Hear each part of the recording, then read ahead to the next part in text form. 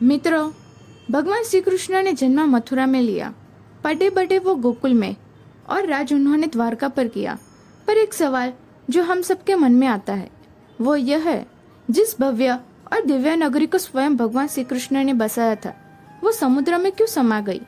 उसके बाद भगवान श्री कृष्ण का क्या हुआ? इन्हीं सवालों का जवाब जानेंगे इस वीडियो में। अगर आप हमारे चैनल में नए हैं तो हमारे चैनल को सब्सक्राइब करना मत भूलना। द्वारका नगरी श्री कृष्ण की कर्म भूमि के नाम से भी विख्यात है। महाभारत के अनुसार जब भगवान श्री कृष्ण ने कंस का वध किया था और जरासंध ने प्रतिज्ञा ली थी कि वो कृष्ण और उसके वंश का संपूर्ण नाश कर देगा।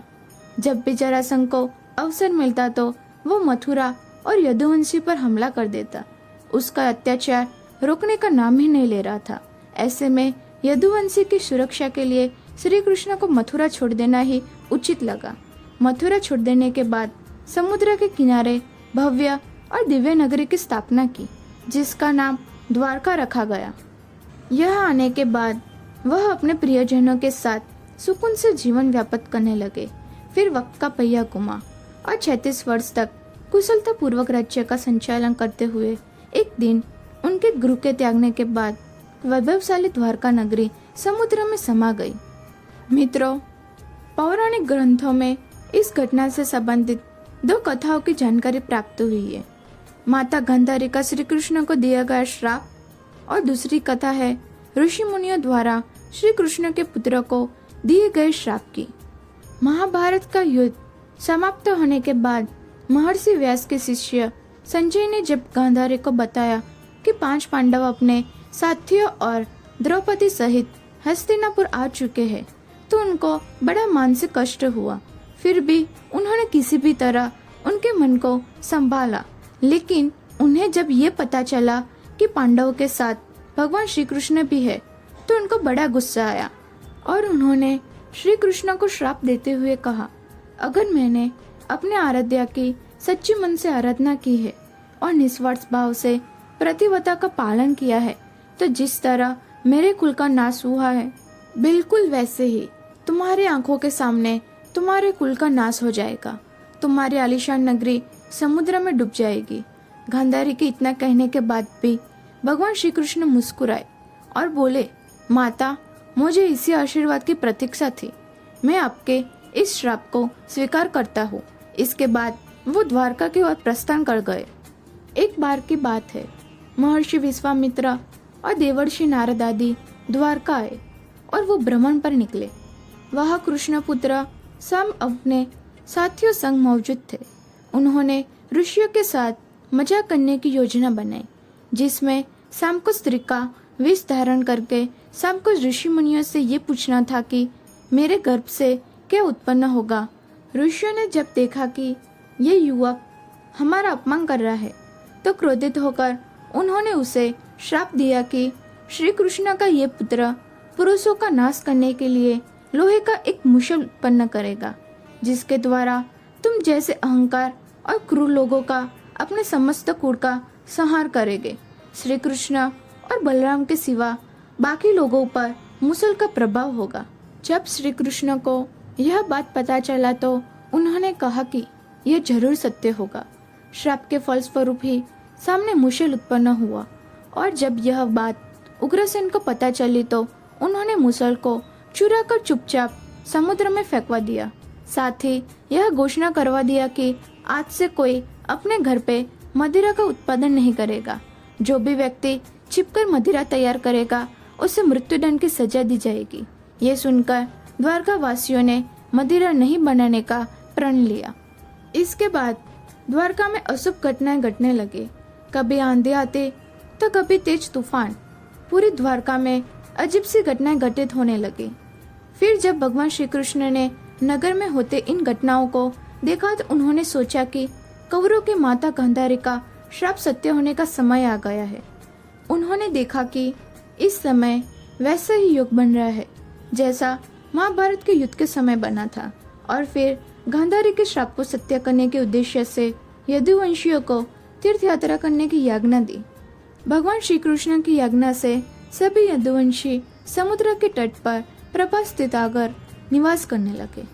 प्रभास तीर्थ में रहते हुए एक दिन सात्विकी ने आवेश में आकर कृतवर्मा का उपवास उड़ाया और अनादर कर दिया।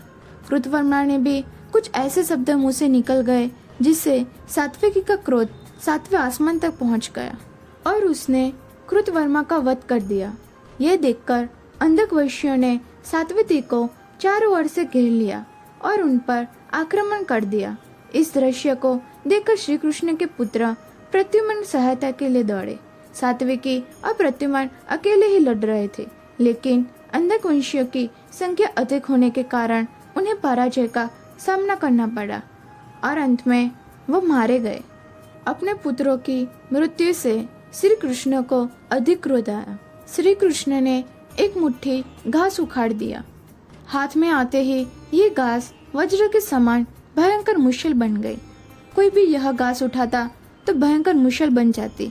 उस मुश्किल के एक ही प्रभाव से प्राण निकल जाते थे।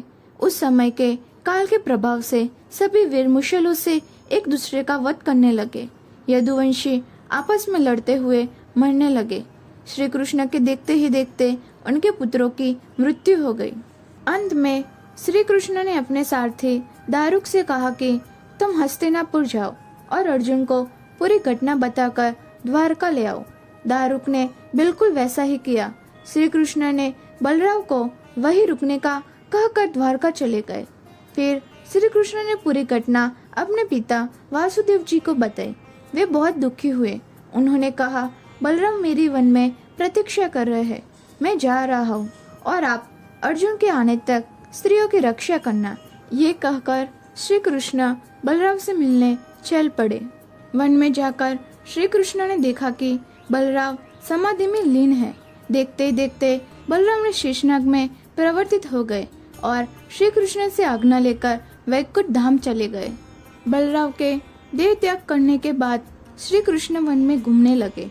घूमते घूमते वह एक स्थान पर बैठ गए और गांधारी का दिए गए श्राप के बारे में वो चिंतन करने लगे।